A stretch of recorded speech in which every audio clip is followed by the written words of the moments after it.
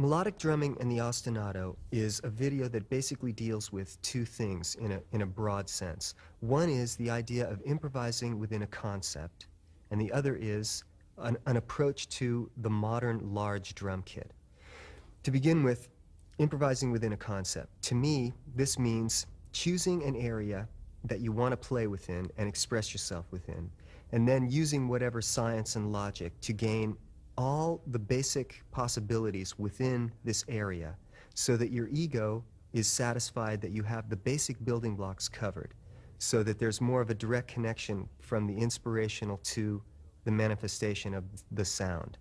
So by this I mean when I play, I want to be able to let the inspiration happen and know that whatever I make up spontaneously will be made up of the basic building blocks that I've already learned how to play in a very scientific, methodical way. Now, on the other hand, dealing with an approach to the large drum kit, a lot of us have these humongous drum kits these days, and we aren't really using or utilizing all of what we have up there. Basically, a lot of us just keep a steady beat and do an occasional tom fill. You know, we hit a cymbal or we do whatever. But for myself, I have quite a large array, and I know a lot of other drummers have huge drum kits, and we're not really utilizing all of it. So what we want to do is show you a way to bring out the full potential and capabilities in a very musical way of utilizing a large drum kit. A lot of these techniques may seem very advanced and maybe a little overwhelming to a beginning student. In that case, I want to refer him back to my DCI video that I did called Solo Drums. My approach to the drum kit is the same as a composer's approach to the orchestra. I try and look at the drum kit as a microscopic orchestra within itself. I have 7 tom-toms which are tuned in fourths, which I can play melodies on. I have the bongos and the snare drum, which give me some other intervals like minor third, major third, whole step, and the bongos add a Latin spice to it. I have several different pitches of doubled china cymbals for a brass stab, high energy fire kind of a sound. And I can play melodically on those because I have 5 different pitches of them. I have 6 different pitches of standard cymbals, splashes and crashes, graduated from high to low. I can play melodically on that. I have the ice and the crystal of the cup chimes and bell cymbals for a glassy sort of sound. I also have the thunder and the roar of the gong and the remote bass drum, concert bass drum, and the double bass, normal bass drums for the low end sound. So all these sound layers and all these different textures and all these instruments give me a wide variety of sounds at my disposal which I can utilize. And I always try and think compositionally when I play. I always try and think in terms of themes and melodies and harmonic implications, things like that. I always try and play as musically as I can. And when you define music, you'll find that it's basically made up of 4 elements. You have rhythm, melody, harmony, and especially for the drummer, dynamics. The drummers have, because of our non-specific pitch instruments, we have a limited melodic and harmonic range. So we rely more on rhythm and dynamics for our expression. And that's an important part of drumming. But because we have so many instruments these days, we can utilize a lot of the other elements, and that's what I'm going to be talking about later on.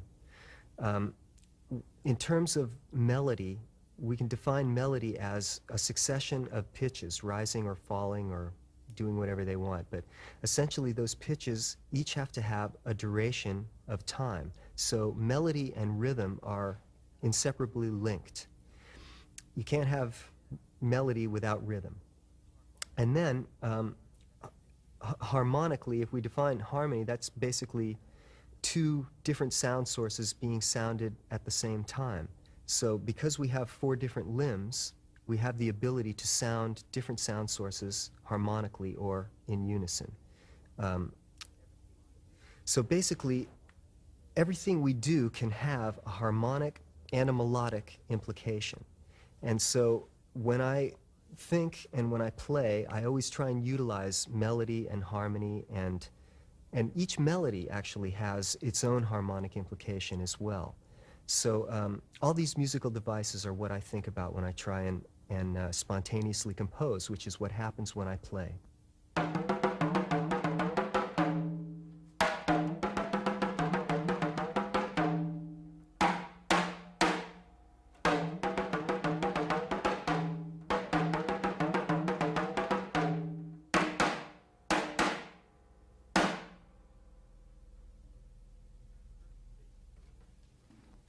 What you heard was basically a drum solo in 4 movements, with an interlude between the second and the third movements. Now, basically, all 4 of the movements deal with the ostinato as a concept to improvise within. The ostinato, the definition of ostinato is a repeated musical phrase. The word comes from a Latin word which is similar to our word obstinate, which means stubborn. It's something that you hold on, that stays there, that is relentless, and it won't go away. So we've got this one pattern that's going to be keeping the beat and, held down by part of my body, and then against that, I'm free to solo and improvise. Now, Stravinsky talks about the ostinato as being anti-developmental and being static. So it's the perfect way to sort of keep the beat, give the audience something to hold on to, while we can kind of do the sleight of hand and pick their pocket while they're not looking. And no, basically what we can do is we can solo against that with another part of our body. So in the first movement, what I did was I assigned my feet to play Swiss triplets. So this is where my feet were going together, left, right, together, left, right, to have a rolling triplet kind of feel. Now this gets a very hypnotic groove going. It's sort of like an Africanish feel, and that's the line that is constant throughout the first movement. Now on top of this ostinato, I'm free with my hands to play melodically around the tom-toms. I tried to use scalular or arpeggiated figures that are familiar to other instrumentalists, such as a saxophone player or a guitar player, let's say, on the tom-toms. So to try and bring that melodic aspect to the actual drum kit. I utilized also a lot of polyrhythms. Because this was a triplet feel, I try not to play so much groups of 3, which would sync up with what I'm doing with my feet. I try and use other groupings, like groups of 2s or groups of 4s or groups of 5s or 7, and phrase that over the time. So we have this polyrhythmic action going on. And, once again, this contrasts to what's going on with my feet. Also, too, I try to open with a theme and then develop this theme. And then at the very end of the solo, I try and revert back to this theme to sort of bring us back to where we started. And utilize these sort of aspects of form that other composers would use when they compose music, bring that to the actual art of solo drum music. Another thing I did in this first movement of the solo was to play 2-part melodic contrapuntal melodies with harmonic and polyrhythmic implications, splitting my hands between 2 tom-toms and rolling. So as I'm rolling, I'm moving my left hand or my right hand, playing 2 separate melodies in essence, or holding on a high or a low pedal point and playing melodically against the high or the low pedal point. Now this is a technique which we'll be discussing in greater detail later on, but that's what I was doing there in this first movement. Then I think in the second movement, that deals also with a second ostinato. This ostinato was basically playing both my feet in unison, right foot on the right bass drum and left foot on the spokes hi-hat. And on top of that, just playing straight quarter notes, 4/4. On top of that, I played some African-influenced, minimalist, kalimba-like bongo melodies on the high toms and the bongos. Those dealt with a lot of mixed stickings, which had polyrhythmic implications to them. groups of 2s and 3s, things like that, to make groups of 5s and 7s or whatnot. And also, I used a lot of sort of rudimental flam type stickings, which give the implication of two separate rhythms going on at once. Because at times the hands are separated and at times they're flamming together. And so therefore this has this sort of overlapping feel, which gives this implication of possibly two independent melodies happening with the hands. And then later on I moved down to the lower part of the kit and did some Latin-influenced rhythms, some African-influenced rhythms, polyrhythmic things. And then there was a section in the middle of that solo where I extended the ostinato to include the last 3/16 notes of each quarter note, which was played with my left hand on the spokes hi-hat. So now I've got my left hand, my left foot, and my right hand, or my right foot rather, all doing the ostinato, and I soloed against that with my right hand, as melodically as I could with one hand. And then we come to the interlude section. In the interlude, because it's the midpoint of the solo, I tried to deal with mirror images and the point where you're looking at something from one side and also looking at it from the other side.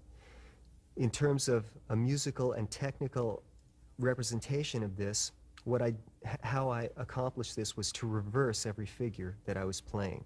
So I started out with some arpeggios, and I think they started with 3 notes going up and then 3 notes going down, and doing arpeggios around the kit with this sort of pattern.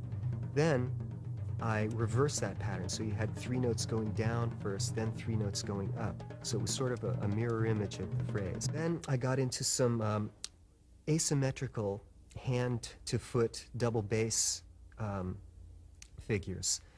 In my earlier video on DCI, I basically dealt with symmetrical figures. That's where the hands were always going right, left, 1, 2, and then right, left, 1, 2 with the feet, or you know, whatever the figures were, they were basically symmetrical and very even.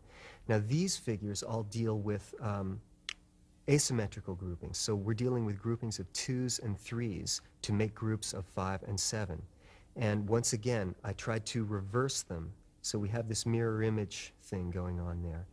And then I tried to sort of conjoin the opposites by doing these figures broken up between the chinas and the snare drum. So every time I hit a right china, I'm doubling it with my right foot. Every time I hit a left china, I'm doubling that with my left foot.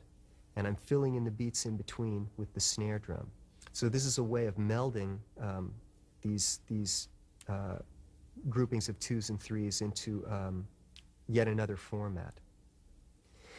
And that pretty much handles the interlude. Also, I should say, to begin with, before the first movement, and usually between every movement, I have a little freely improvised segue that basically deals with just trying to find something spontaneously that's musical and melodic.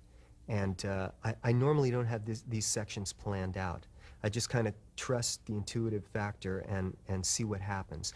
And I try and maintain an awareness of what I've played, so that if I hit something, hit on a theme or a melody, I'll try and repeat it or develop it, or, you know, make it as musical as possible, so that I can make the transition from one movement to the next. Then, I guess that brings us to the third movement. Now, in the third movement of this solo, I had another ostinato with my feet. This one was a double stroke roll with my feet, where my feet were going left, left, right, right, left, left, right, right, left, left, right, right. But the tempo of it, or the way that this was structured, was so that this double stroke roll was in the speed of triplets. So we had a built-in 3 against 4 polyrhythm going on. So basically, I'll snap quarter notes here. You had left, left, right, right, left, left, right, right, left, left, right, right, left, left, right, right, left, left, right, right, left, left, right, right, or this dum, da, dum, dum, da, dum, 1, 2, 3, a 4, a 3 against 4 polyrhythm. So that was the ostinato, that was the given, and that stayed. Then on top of that, once again, I tried to solo in a melodic way around the toms and around the rest of the kit. And utilize some themes, maybe refer back to them at the end of the solo to give it a little bit of structure. Then the last movement dealt with a double bass shuffle. This is where my left foot was on the beat and my right foot was on the upbeats, doing a shuffle rhythm. And on top of that, I was doing some rudiments from hell, which is something that we'll discuss in great detail later. But essentially, on top of that, I was doing a Burundi-influenced Africanish, rhythm, which dealt with flammed roughs. And normally when we have a flam, we have a grace note which comes down with a single stroke. But in this case, we have a grace note coming down with a double stroke in the space of one single. So you have this sort of da-ba-da kind of texture, which it's a grouping of 3 notes, which is articulated and has a different texture than alternating 3 single strokes. It just gives a completely different sort of feel, which gives the impression of more than one drummer playing at the same time. So therefore, it's evocative of this kind of tribal feel which I was trying to go for. Now, on top of this double bass shuffle, I should also say that this sound comes really from this Burundi style of drumming. Burundi is a country in Africa, and they have a certain style and way they play. And this was very influenced by that. I've never really studied African music, but it's sort of my impressions as a Westerner of this kind of music. And on top of this double bass shuffle, I tried to play large, polyrhythmic, almost talking drum, thematic drum fills, which were spaced out freely over the bars. When I do these kinds of things, I normally just allow myself to go out there. So you almost have to think of it in terms of 1-1 time instead of, or 1-4 time, as opposed to 4-4 or 3-4. There were sections where I was definitely in 3-4. There were sections where I was definitely in 4-4. But when I go off on these polyrhythmic escapades, I allow myself the freedom of just allowing them to happen and to unfold. And when I feel like it's time to let go of them and come back into the groove, I do that. And it's a wonderful feeling when you do that, because it's like you step into a parallel universe where suddenly you're playing in a tempo that's synced up to the tempo you're in, but it's polyrhythmic. It's another tempo. If I'm basically in a 4-4 kind of feel, I might start to play in a 6 on top of that, or a slow 3, or a 5 on top of that. And these kinds of things to me are really exciting, and they're really indicative of the style I play, and they're almost archetypal. Everyone always enjoys polyrhythms, and I think that's because they're really an essential part of the experience of life in the universe. If you look, say, just within our own body, we have our heart beating at one tempo, we have our lungs breathing at another tempo, our brain waves are functioning at other frequencies, which are just fast enough tempos that they turn into frequencies. Our vision is a frequency, our hearing deals with frequencies, which are all, so many beats per second, or so many equals a frequency. And then we have the cycles of the sun and the moon. The earth revolves at a certain tempo, and then the moon spins around the earth at a certain tempo, and the earth around the sun and whatnot. And so all these things, and the planets around the sun, and all these things have their own rhythm and their own cycles, and they all sync up, and they're all related. So it's sort of like is related to why polyrhythms, I believe, are such an inherent part of what I do, and why so many people seem to be enthused about that, because it's in a very primitive way, it's an insight into the universe that we live in and the environment that we're in here in the physical world.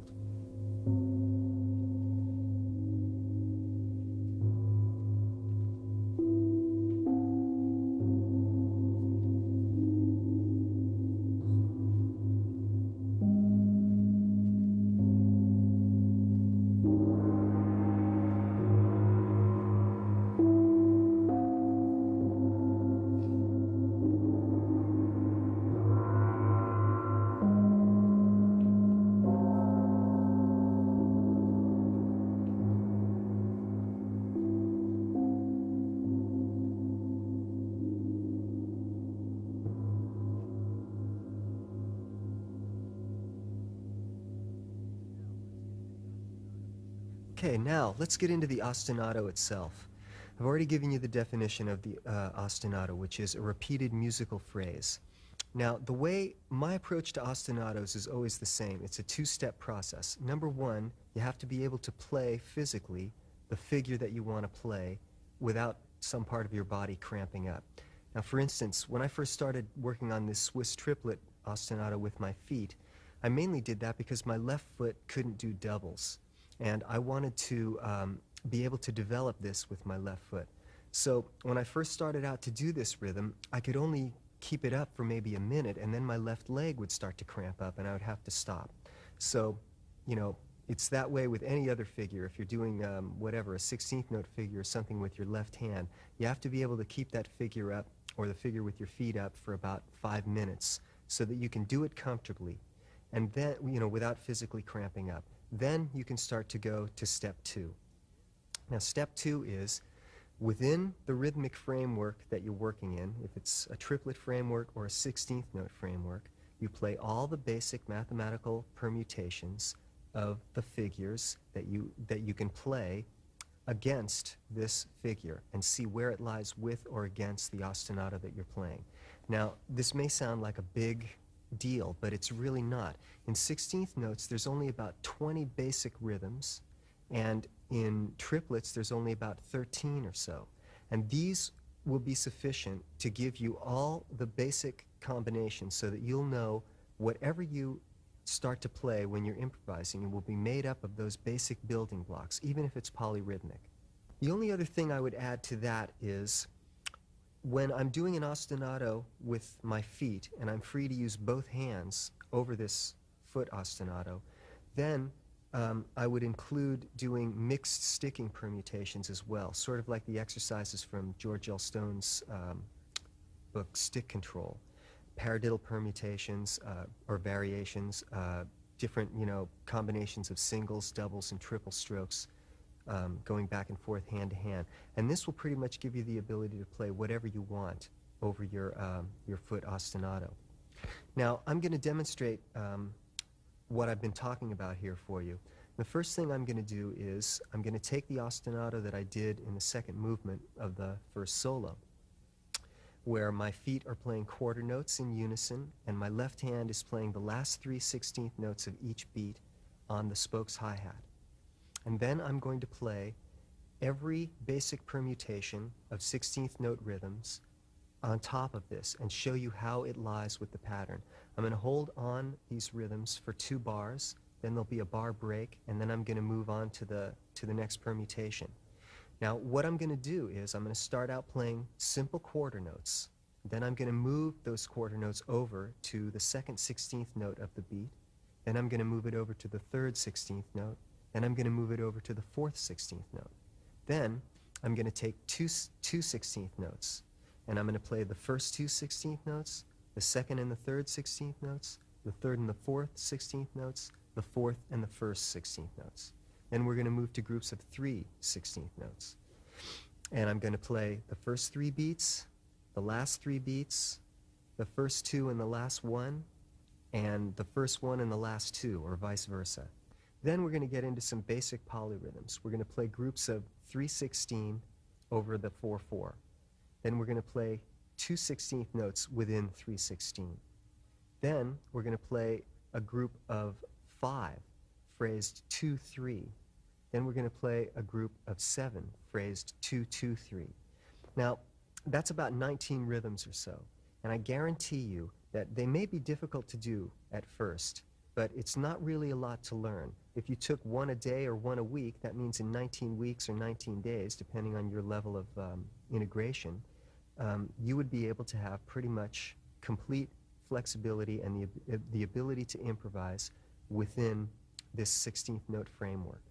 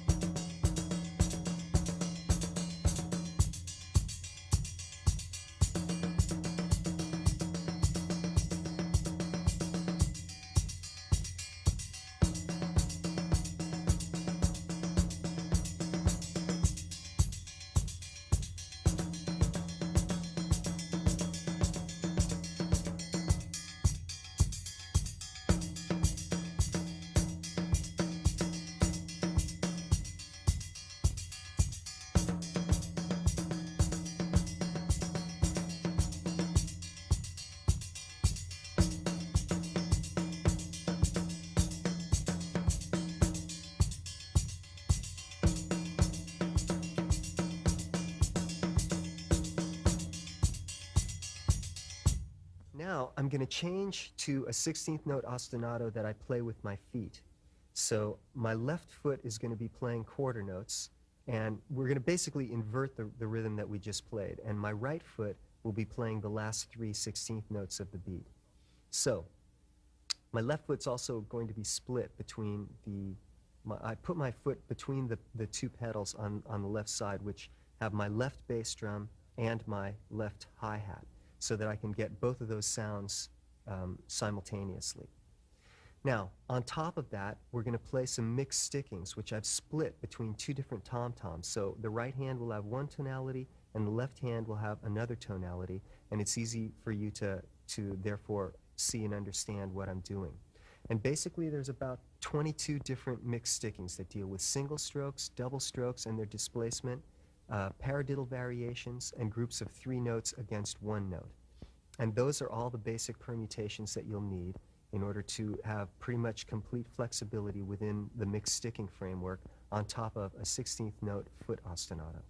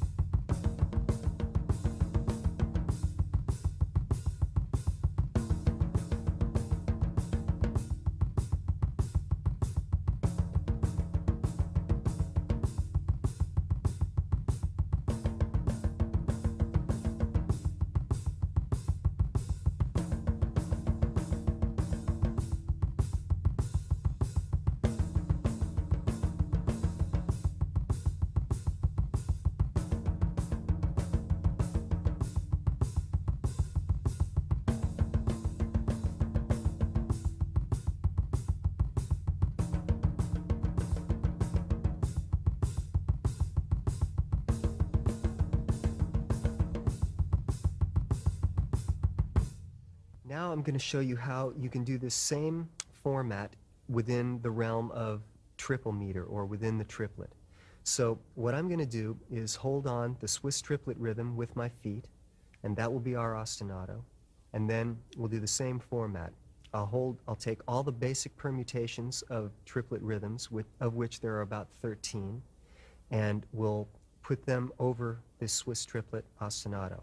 I'm going to try and use stickings where I start with my right hand, sometimes start with my left hand. You should do both so that you'll have the coordination to do both, and you won't get messed up if you start with the hand that you haven't been practicing with. It'll be the same format. I'll hold on the rhythm for 2 bars, and then there'll be a bar break in between. First, we're going to start with quarter notes on the first beat of the triplet, and we're going to displace that to the second beat of the triplet, and then displace that a beat to the third beat of the triplet. Then we're going to take groups of 2 notes. So we'll be playing on the first 2 beats of the triplet, then the second 2 beats of the triplet, and then the first and the last beat of the triplet. And that'll give us all our 2-note combinations. Then we're going to play solid 8th note triplets along with our feet. Then we're going to play quarter note triplets. Then we're going to displace the quarter note triplet by 1/8 note. Then we're going to try a polyrhythmic idea of 4/3, and we're going to phrase the 4 3 beats on and 1 beat rest to give us 4/3, and we'll do 2 bars of that. Then we're going to do a 4/3 idea that deals with 2 beats on and 2 beats rest to give us a 4/3. Then we're going to do 5/3, which is phrased 2 plus 3, and then we're going to do a 7/3, which is phrased 2 2 3. And that pretty much will give you all that you need to have complete flexibility within the triplet realm.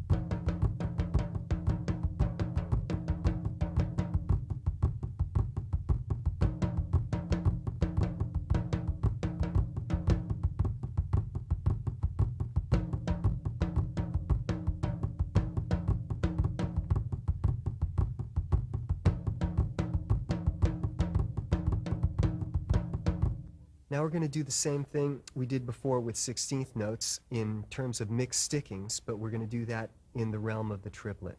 So we're going to deal with figures that, say, would be combinations of right and left hands split between two tom-toms once again. So your right hand will have one tonality and your left hand will have another tonality, and it should be pretty easy for you to see.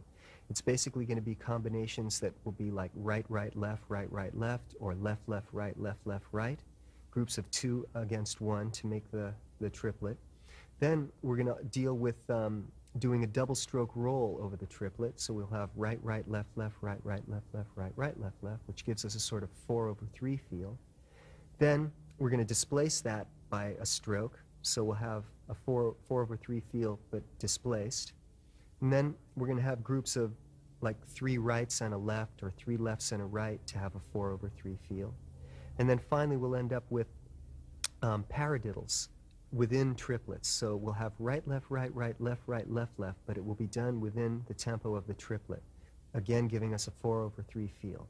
Now I didn't bother with writing out the double paradiddle permutations, which most of you drummers will be familiar with, but I think you can do those on your own, and this should get you started and give you enough to have the ability to do basically whatever you want to do.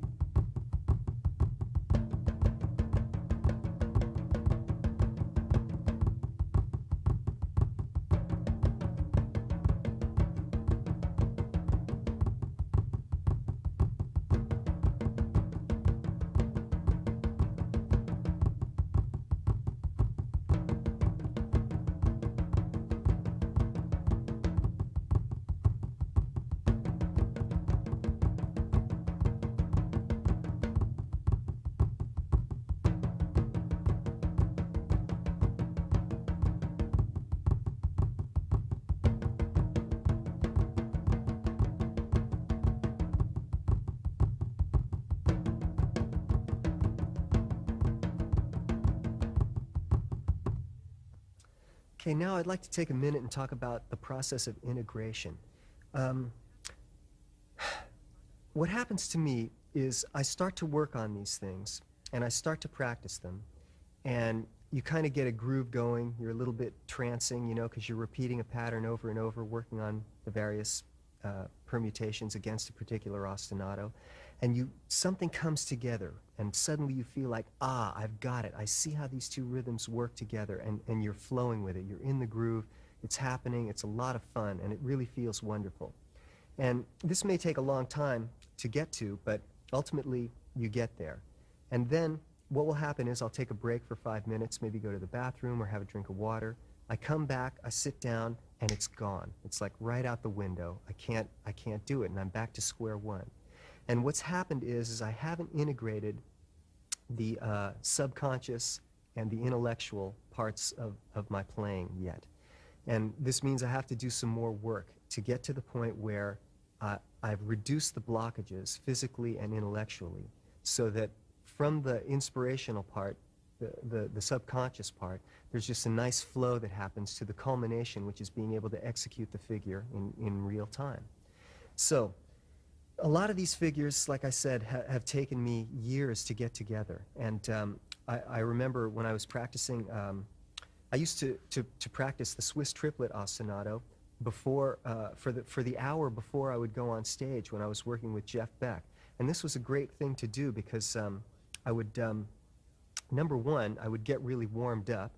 Number two, I would keep my mind off the nerves of having to do a show. And number three, I was learning something, really valuable. And having to concentrate so hard would do exactly that, keep my mind off the nerves of having to do the show. So a lot of these things took me a long time to get together. And everyone has his own learning rate. But the idea is to just keep plugging away at it until it reaches this point where you're clear on what your idea is, and in terms of the mental aspect, and you're also relaxed physically, so there's no tension, and therefore there's no physical blockages and there's no mental blockages.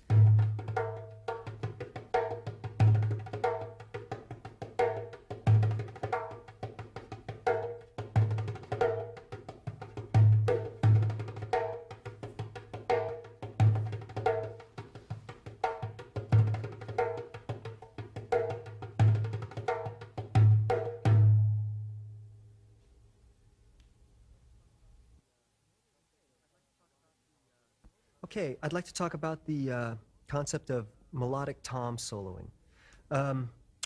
Normal instrumentalists use scales and arpeggios, and they would be familiar with the kinds of techniques that I'm going to be demonstrating. But drummers aren't so familiar with that unless you're a mallet player. So for me, a really inspirational book in this department has been this guy, Nicholas Slanimsky's Thesaurus of Scales and Melodic Patterns, which is a book that supposedly John Coltrane used to practice out of. And it's just, there's some famous composers are in the foreword of this book, giving their endorsements on it, and some of them even say this is probably every mathematical combination of tone to another tone that can happen. So you can be assured that if you practice out of his book, you're going to be ready to improvise anything melodically and be able to cover it. So that's kind of the approach I like to take, speaking of this improvising within a concept thing. And also it is the way I'm going to approach applying this to the tom-toms. To begin with, I practice starting on my highest drum, single notes per drum, and going around the toms. Now, it sounds like a simple thing, but it wasn't a simple thing for me when I first started doing this. I'm used to more rolling on the toms and going around them. But to do one hit per drum and to whip up and down my 7 toms proved to be a very difficult thing until I realized that we have the ability to frame where each one of our hands is going and sort of frame this out so that in the same way that a piano player might frame a C major triad before he puts his fingers down on the keys. I have 7 toms, and if you look at my kit from above, if I play on the sort of outer 4, if I play on drums 1, 3, 5, and 7, my right hand will be traveling in this large square, kind of on the outside of my kit. And then my left hand will be only traveling on drums 2, 4, and 6, which makes sort of an inner triangle. And so in framing where each one of my hands are going, I know I'm never going to have my left hand reaching out to one of these corners. I'm never going to have my right hand reaching in to one of the inner triangle drums. So therefore, I can keep my place as I move back and forth at a rapid pace, and always be fairly accurate when I'm doing this. So that's the first exercise, is to go up and down the toms in that respect. Now the next step is all of these scale forms or arpeggio forms basically are a pattern that might go, you can have different patterns. You could have a pattern that goes 3 steps down, 1 step up, 3 steps down, 1 step up. You can have a pattern that goes 4 steps down, 3 steps up, 4 steps down, 3 steps up, or whatever. Make up your own. But basically, from a drummer standpoint, you can do these with 1 hit per drum, or you can do them 2, 3, or 4 hits per drum. So I've demonstrated some of those techniques as well. And the second exercise you're probably going to see is hitting 2 notes per drum and going up and down the kit. Now, I'm always leading with my right hand. You should switch that, though. You should, whatever, we're always going to alternate strokes, right, left, right, left, right, left, right, left. And we're going to always practice starting with the right hand and then starting with the left hand. But when you're going down to the right, it's very easy because your right hand is leading. But when you're coming up and to the left, your right hand has to leap. You have to pull your left stick out of the way in order to get your right hand on the drum that's to the left. And this proves to be a fairly awkward maneuver. But if you use this technique of down, up, pulling the stick out of the way, the left stick out of the way of the right hand, so the right hand's free to get in, you can work your way up. It's almost like a sort of a saw blade, zigzag kind of approach if you break it down to its bare movement. But that's the approach I use, and that gives me the ability to go up or down, leading with my right hand or leading with my left hand, depending on whatever one I start with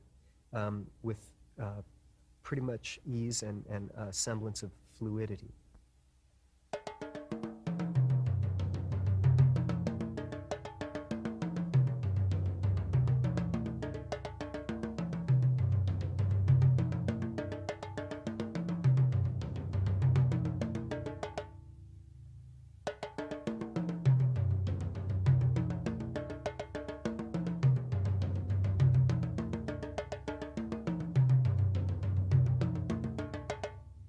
Next, we can do it with 3 beats per drum, which I'll demonstrate, and then we can do it with 4 beats per drum, which I'll demonstrate.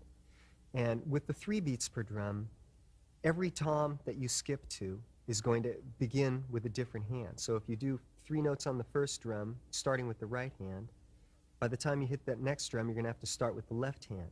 And then the next drum starts with the right hand, and the next one with the left. So you're constantly switching back and forth that way.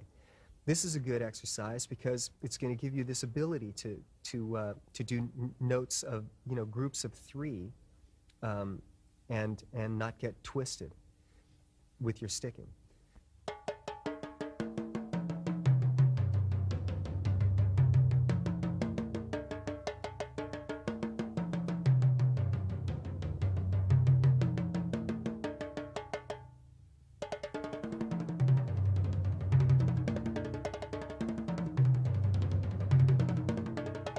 Lastly, we have groups of 4, which are a little bit more simple, and I'm sure most people are pretty used to doing. And the thing there is to practice starting with the right hand, starting with the left hand, so that you have this ability to cover this. Like I said before, it's harder to go down and to the right, leading with your left hand, and it's harder to go up and to the left, leading with the right hand. So these exercises are designed to help one overcome that.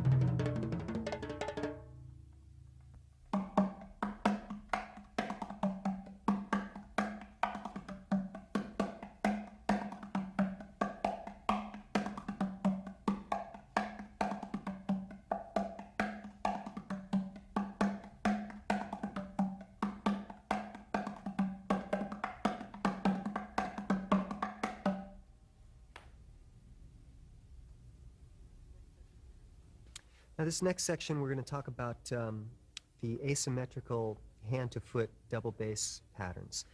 In my first video, I was saying I dealt with symmetrical patterns, you know, 2 with the hands, 2 with the feet, things like this, always leading with the right, and the concept being you imitate what you play with your hands with your feet. And that's great to begin with, but I found I wanted to push that a little bit farther, so I now developed these combinations of 2s and 3s to give me a little bit more fluidity with dealing with asymmetrical groupings.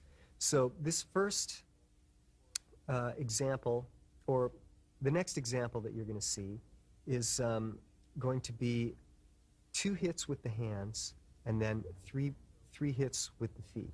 So we'll be going right, left with the hands on my toms, and then right, left, right with my feet on the bass drums.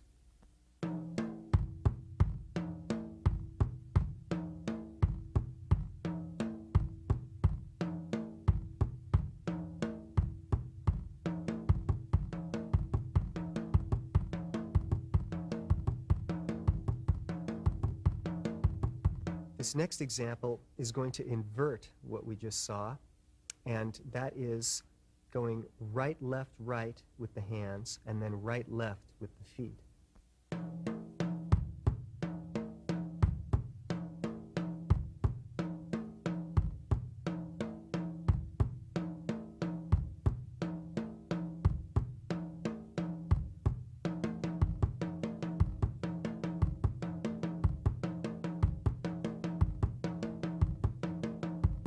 This next example will be combining what we've had before. So we're going to go 3 with the hands, 2 with the feet, 2 with the feet, no, 2 with the hands, and 3 with the feet.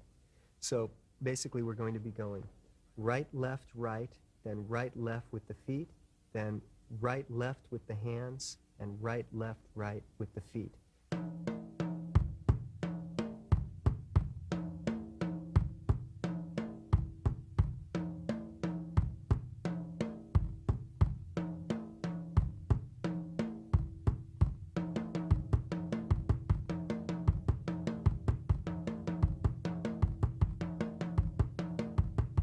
Now we're going to deal with a combination of 3 and 4 to make a group of 7. So we'll start out going 3 with the hands, right, left, right, and 4 with the feet, right, left, right, left.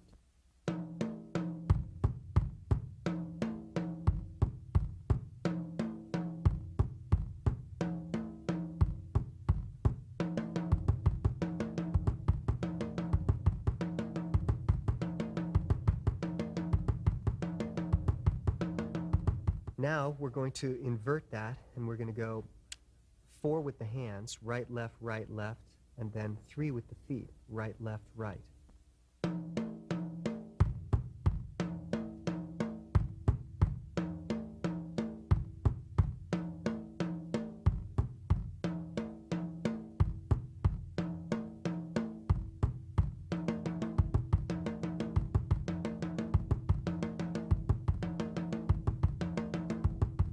Now we're going to do a group of 7 that's 2, 2, 3, 2, 2, 3.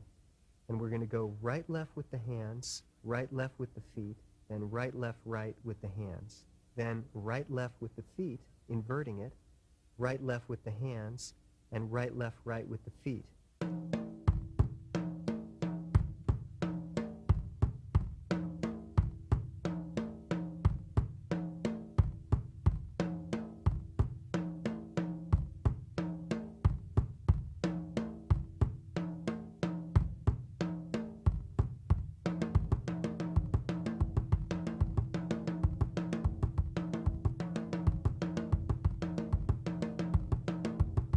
Now we're going to add a China cymbal every time we hit with our right foot and on the right side, and a China cymbal on the left side every time we hit with our left foot.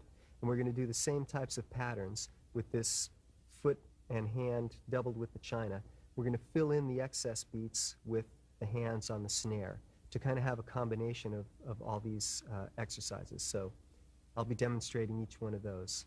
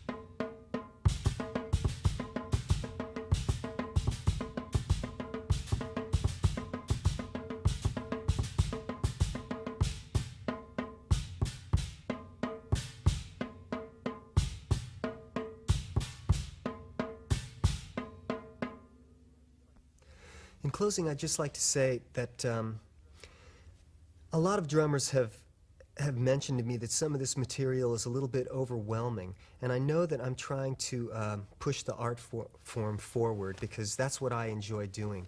But you have to remember that it's taken me years to develop some of these techniques, and it didn't just happen for me overnight. You have to remember the 3 Ps: patience, perseverance, and practice. So I would also like to say in closing that I feel all drummers are unique, and I'm not trying to do this material in order to have other people imitate me, although I believe that that's a necessary part of our development. When I was younger, I emulated my favorite drummers, you know, Tony Williams and Jack DeJohnette and Eric Gravatt, Billy Cobham, Narada Michael Walden, Lenny White. In rock, I had, you know, Ginger Baker, John Bonham, Mitch Mitchell. Also in the jazz area, Max Roach and Elvin Jones and Roy Haynes. I mean, there's on and on and on, you know. And I've learned so much from those guys, and I spent, I would say, up until the time I was 30 years old, emulating whatever style was fashionable at the time that I was, you know, playing it.